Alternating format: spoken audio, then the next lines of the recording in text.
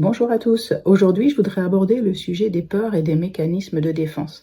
Ce n'est pas spécifique aux situations de vieillesse, de maladie, de fin de vie, de mort ou même de deuil, mais ce sont des sujets qui vont être peut-être encore plus décuplés parce que on est dans ces situations plus fragiles, plus sensibles émotionnellement. Comme nous vous l'avons dit sur d'autres capsules, il ne s'agit pas ici de juger nos comportements parce que en fait derrière chaque réaction il y a une peur et cette peur s'explique par un vécu, par une histoire personnelle qui est tout à fait légitime.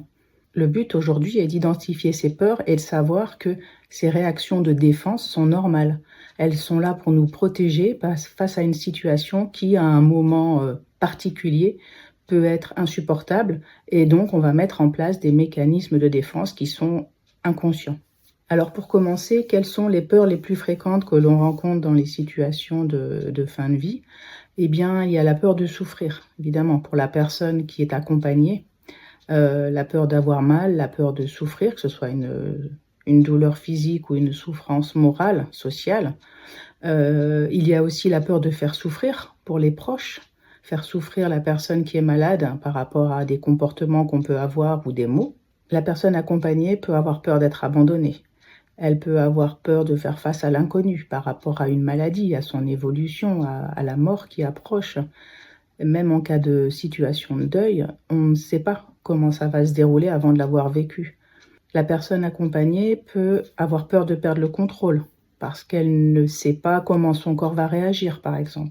Elle ne sait pas si elle va pouvoir continuer à prendre ses décisions de manière consciente, selon l'évolution, par exemple, d'une maladie neurodégénérative qui va altérer sa conscience et sa capacité de décision et de réflexion. Dans les situations de maladie grave, de fin de vie, il y a aussi la peur du conflit familial. Si jamais les proches ne sont pas du même avis, si les priorités divergent, si les sensibilités sont différentes.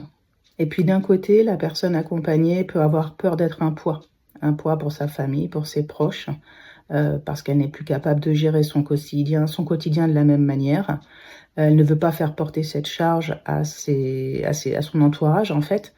Et du côté des proches, de la famille, il peut y avoir cette peur de ne pas être à la hauteur, de penser ne pas pouvoir assumer le rôle qu'on a à jouer dans ces cas-là, de devoir, je ne sais pas, par exemple, organiser des rendez-vous médicaux, organiser un suivi.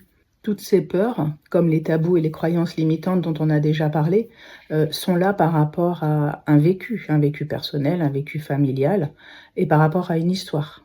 Donc à l'échelle de chacun, en fait, elles sont tout à fait légitimes. Vues de l'extérieur, on peut ne pas les comprendre, mais on n'est pas là pour les juger.